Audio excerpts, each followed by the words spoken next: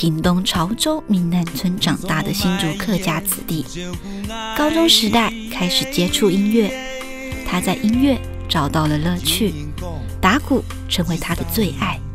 从此，鼓棒伴他走天涯，勇闯音乐之路。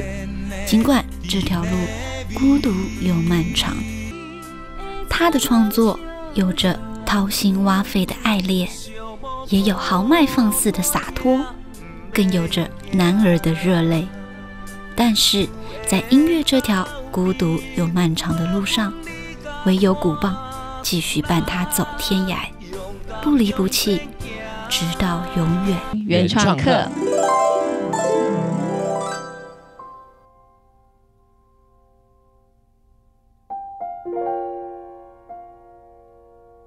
田园耕读菜叶香，山村漫步曲韵响。脚踩黄泥和湿土，放胆拼歌真打帮。刘荣昌爸爸是新竹横山人，一个从小在台北长大，不会说母语的客家孩子，在大学时期就夺得多项音乐大奖，热衷西洋音乐。当他发现他的音乐少了泥土的芬芳，少了母语的声腔，他开始寻找客家的根，尝试从传统出发。他用青春去了解旧框架，用创意去改变老唱腔。一开始其实没有想那么多，只是很单纯的想要唱阿婆听得懂的歌。后来因缘际会来到新竹这边住，然后接触到这边的人事物，然后觉得他们眼中的世界很有意思，是我小时候住台北从来没有发现的一些事情，所以我想要用他们嘴巴里所讲出来的话，就是客家话，想跟世界分享他们跟自然的相处的过程，还有他们眼中所看到的世界。我觉得这个很值得跟大家分享。我的研究所同学有一天寄了一封信给大家，说他没有办法继续学业下去，然后要往人生的下一站走。然后有一封很文情并茂的 email， 然后寄给大家，然后我就当场被感动了，然后就写了这首歌，叫《莫这喊点》，就是目屎感美，然后叙述我们人。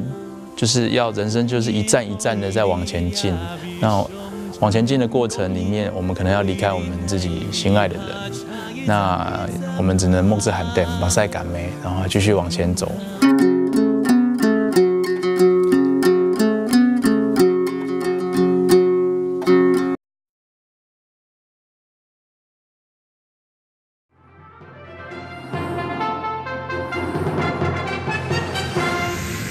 白云，好天气！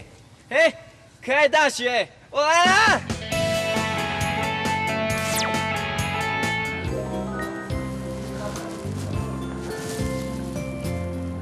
哇，大学果然不一样。哎，学长，学长，走啊走啊走啊！学长，要带我们去什么好地方啊？不会很瞎吧？什么？你学长我很瞎？我跟你讲，赞！长得就算啦，不会打扮又那么胖。大家出去丢人现眼。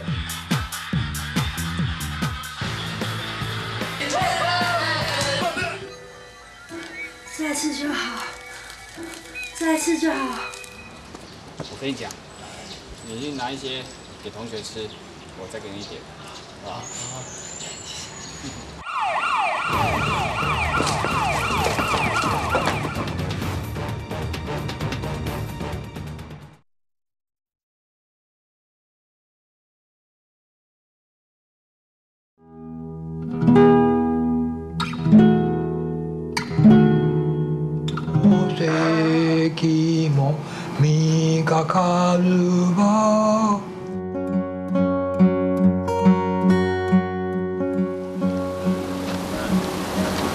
结果呢，当音乐老师。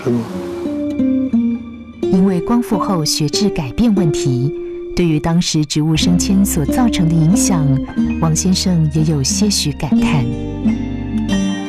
整出一下，我下回来，咁我们正系即系研究，那继续做咯，一定会开花成果，很好的结局出来。